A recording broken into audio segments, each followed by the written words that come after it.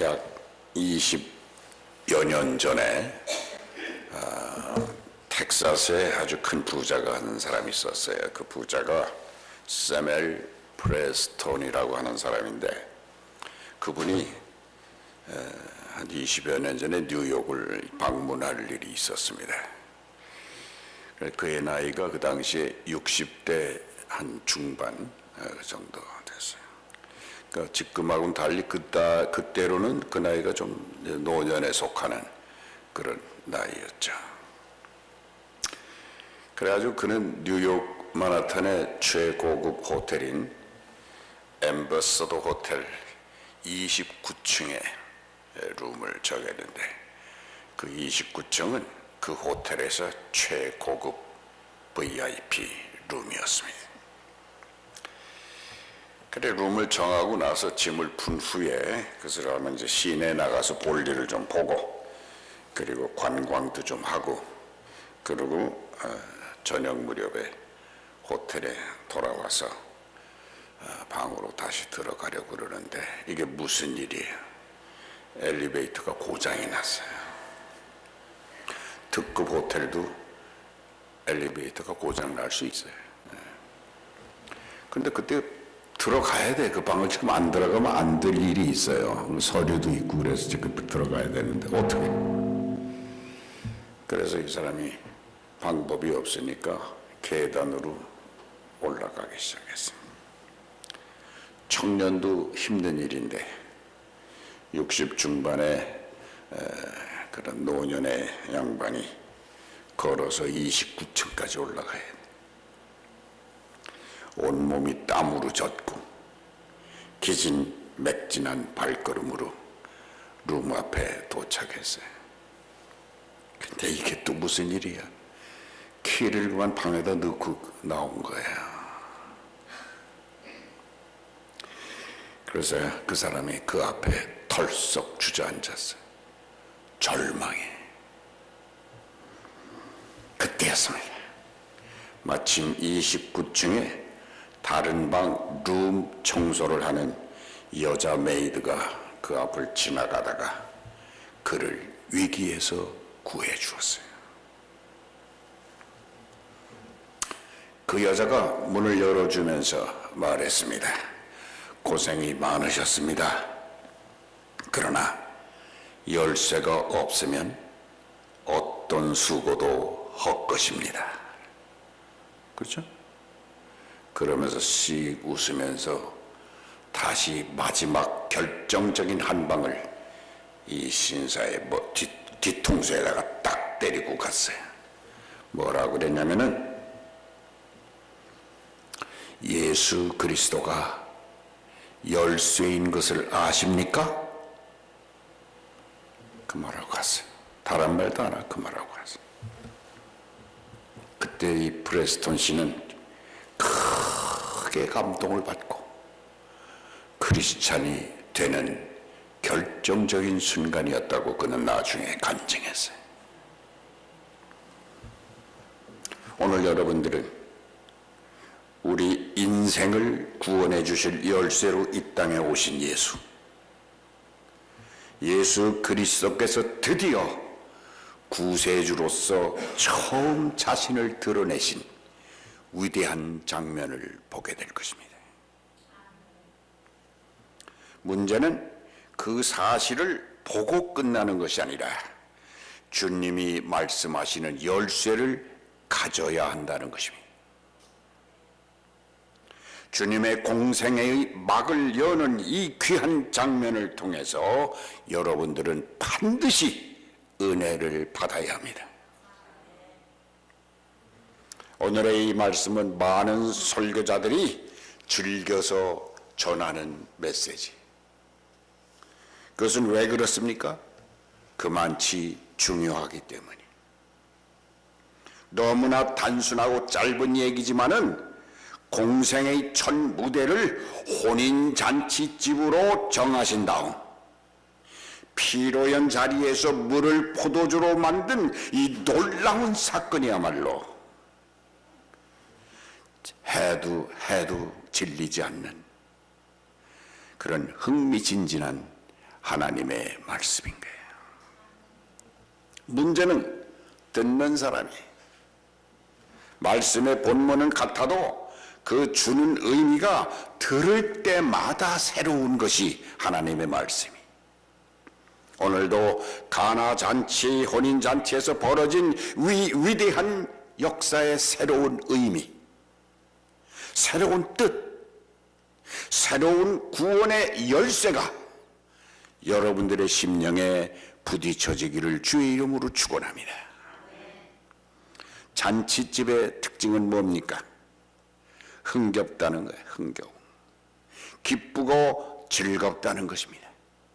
그런데 그 기쁜 잔치집에 문제가 생겼다는 것입니다. 기분을 돋아주는 포도주가 동이 나서 떨어진 거예요. 보통 일이 아니에요. 잔치집에서 포도주가 떨어졌다는 것은 그 당시에 파장을 의미하는 거예요.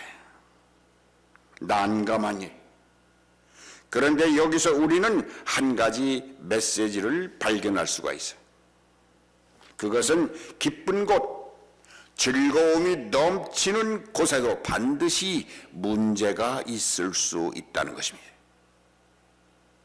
잔치가 시작되는 그날이 바로 문제가 시작되는 날일 수 있다는 것입니다.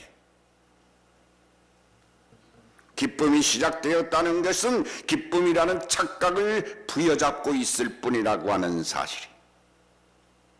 그런데 더 놀라운 사실은 그 모든 문제를 일거에 해결해 주시기 위해서 그리스도가 거기에 오셨다는 것입니다.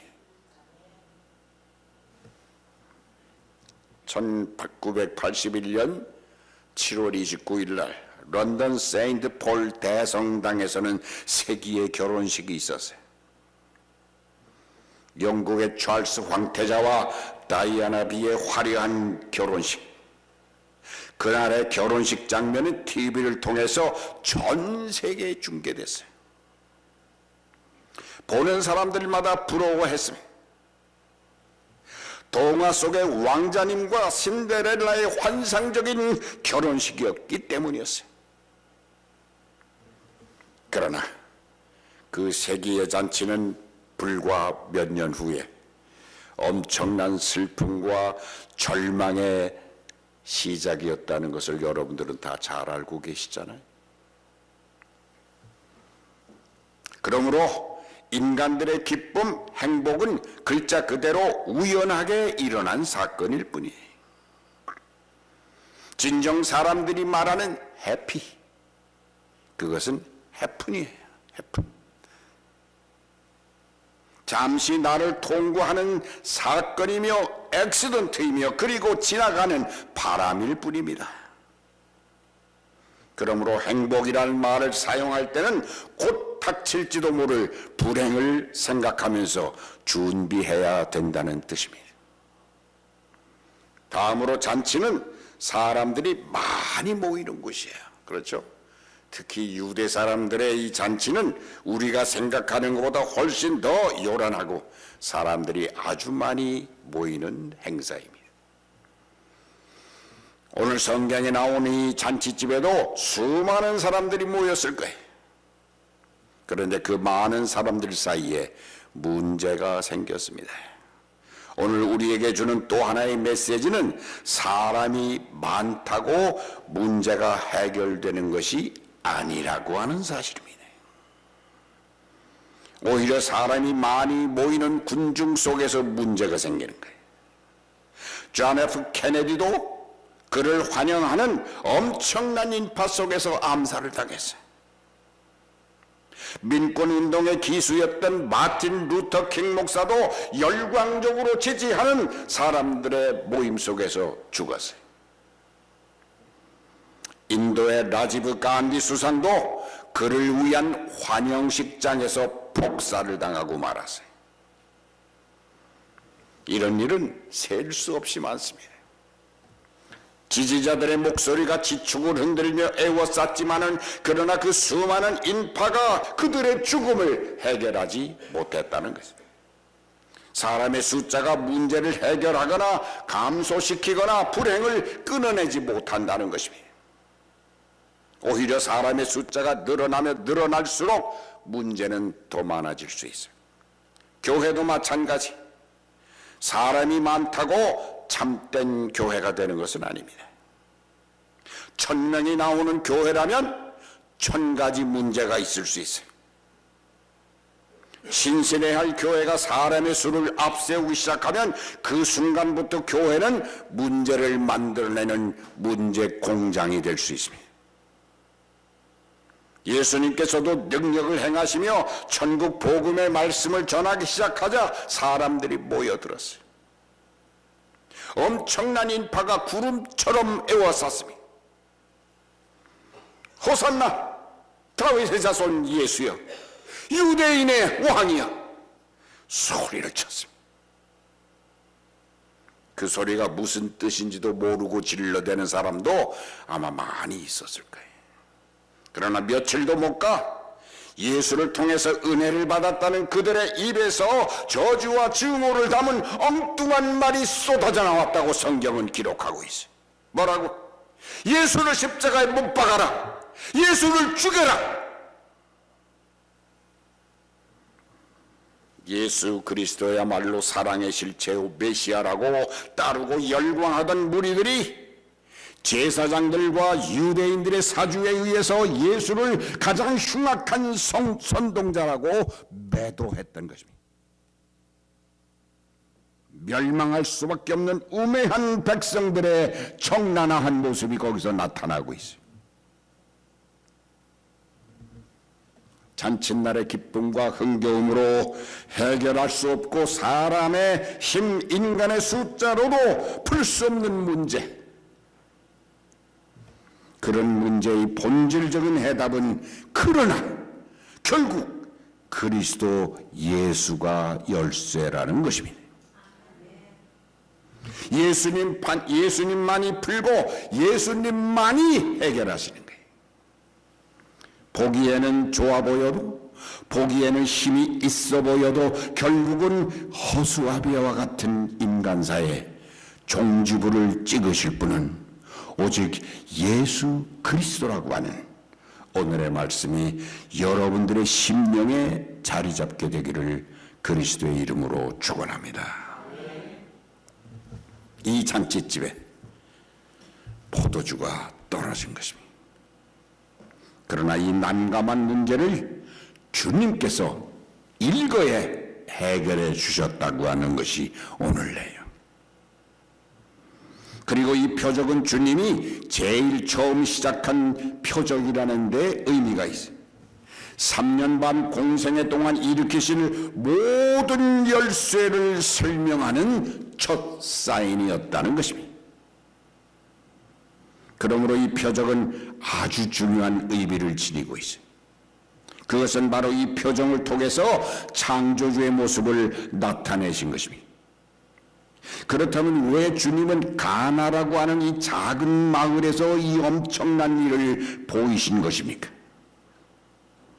예루살렘 같은 큰 도시에 가셔서 보이지 아니하시고 가나보다 더 많은 사람들이 모이는 그런 도시로 가셔서 거기 진출하셔서 첫 기적을 보이고 능력을 과시하지 않으셨는가 하는 것입니다.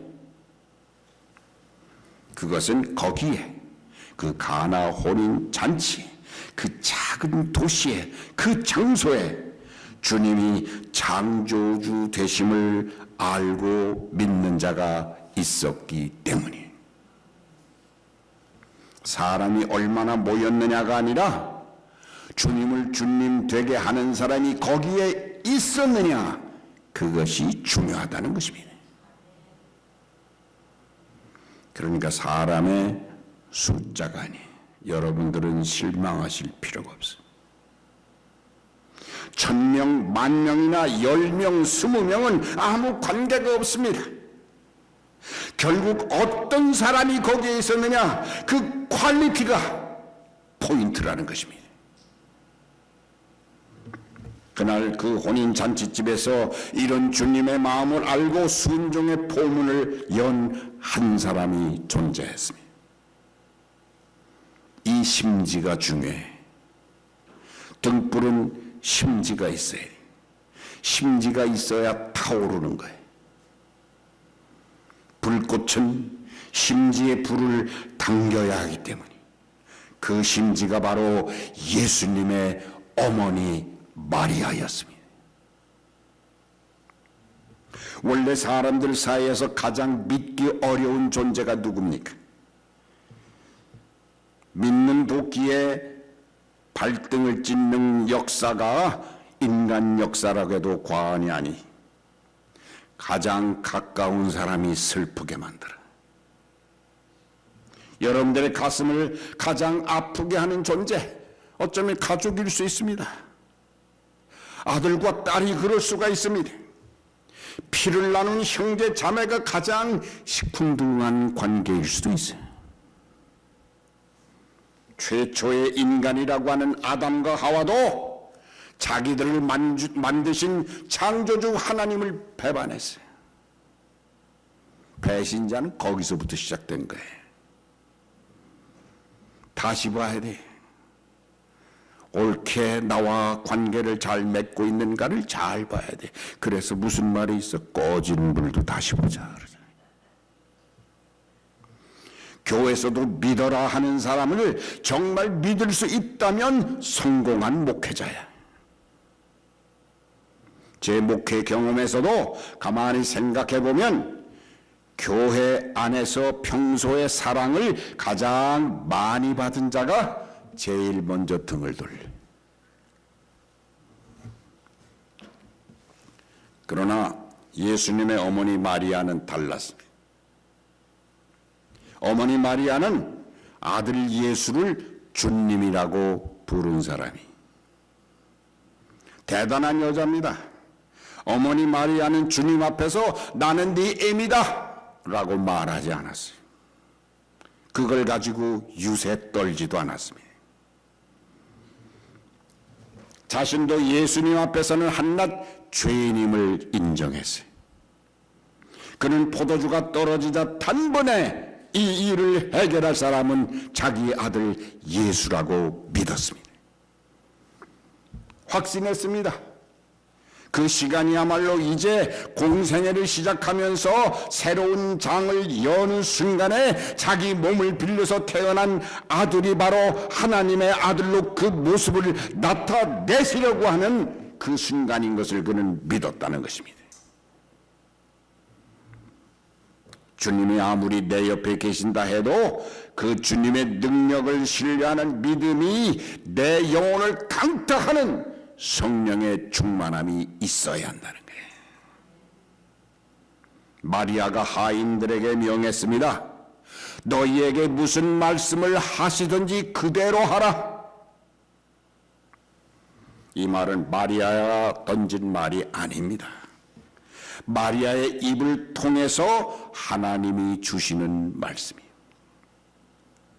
무슨 말씀이든지 어떤 말씀이든지 그대로 따라하라고 하는 하나님의 말씀이 하인들의 가슴에 떨어진 것입니다. 하인은 누굽니까? 종입니다. 종은 누굽니까? 오늘 이 자리에 온 바로 여러분들을 말하는 거예요. 주님은 돌로 된 항아리 6개를 가져오라고 하셨어요. 하인들은 그 명령에 토를 달지 않았습니다. 왜 돌 항아리입니까? 묻지 않았어요. 그리고 그 항아리에 물을 가득 채우라고 했어요. 맹물을 가득 채우라고 했어요. 주님의 명령은 쉽습니다. 어려운 게 아닙니다. 항상 문제를 까다롭게 하고 어렵게 만드는 것은 내가 그렇게 만드는 거예요. 내가 판단하기 때문에. 어떤 사람은 교회 생활도 아주 어렵게 하는 사람이 있어요. 목사나 교인이나 갈등 속에서 허둥지둥 대다가 판을 다 깨버리는 사람들이 얼마나 많은지 알 수 없어요. 주님만을 의지하고 주님 말씀에 순종하고 주님의 말씀을 이정표로 세우고 살아가면 되련만 다른 사물, 다른 사람, 다른 말에 내 가치의 기준을 세우다가 같이 망하고 마는 겁니다. 돌 항아리는 우리 자신을 말하는 거예요. 우리 자신. 돌 항아리처럼 완악하고 딱딱하고 완고하고 내 주장, 내 아집에 쌓여있는 존재, 그것이 바로 돌 항아리. 그러나 다행히 그 돌 항아리는 비어 있었어. empty. 항아리 안에 구정물이 차 있으면 맑은 물을 아무리 부어도 그건 구정물일 뿐입니다. 비어 있다는 것은 순종하는 자세를 말합니다. 말씀에 대한 순종이 없는 자는 결국 자기를 높이고 자기를 신봉하는 사람으로 전락하는 거예요. 이런 말이 있어요. 실패도 습관이다. 의미가 굉장히 쉽죠. 실패도 습관이다. 재미있는 표현이, 실패도 자꾸 하다 보면 버릇이 되는 거예요. 여러분들 자신을 곰곰이 한번 생각해 봐요.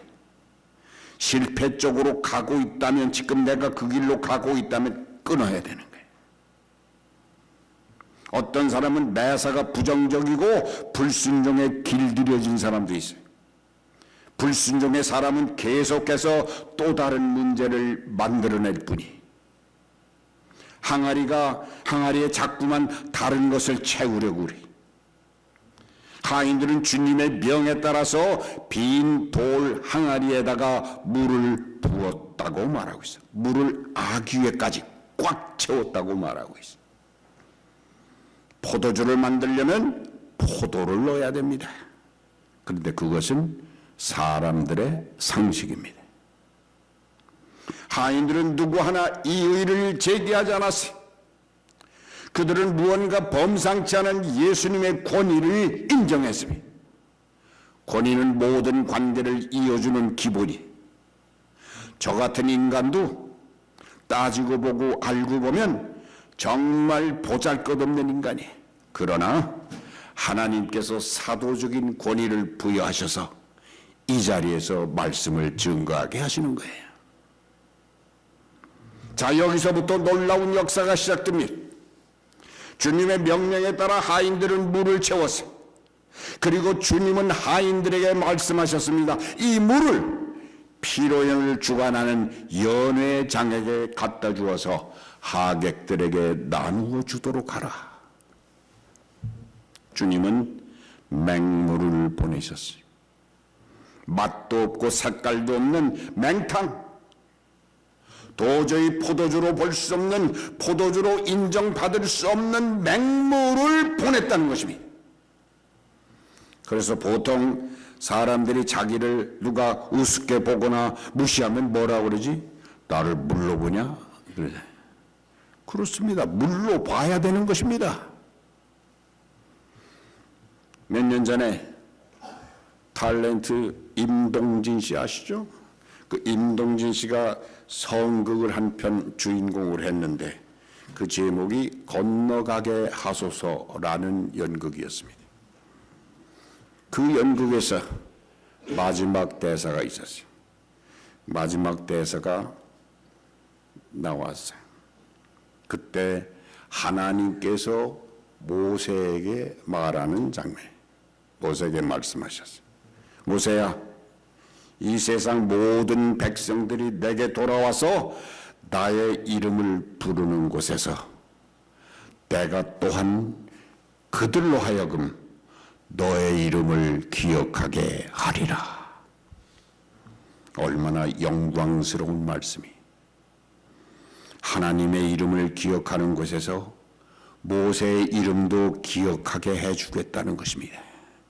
그러나 그때 모세가 이렇게 대답했어요. 주여, 아무도 저를 기억하지 못해도 좋사오니 오직 주님께서만 이 죄인을 기억해 주소서.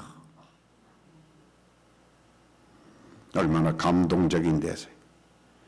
맹물은 예수님께로부터 보냄을 받았습니다. 돌 항아리에 담겨서 이름 없이 빛도 없이 어디서나 볼 수 있는 맹물의 존재로 보냄을 받았습니다. 그러나 중요한 것은 주님으로부터 보냄을 받았다는 사실입니다. 하나님의 권위를 존중하며 그 말씀에 순종하는 삶을 사는 맹물을 도구로 삼아서 인간에게 먹히고자 보냄을 받았다는 것입니다.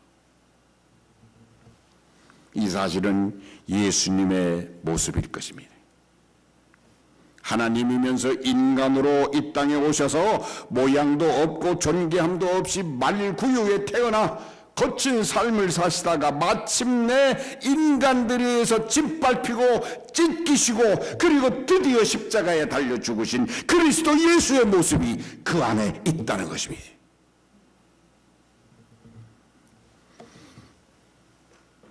맹물이 보내심을 받아서 변화되고 그리고 살리고 부활시키는 역사가 나타납니다.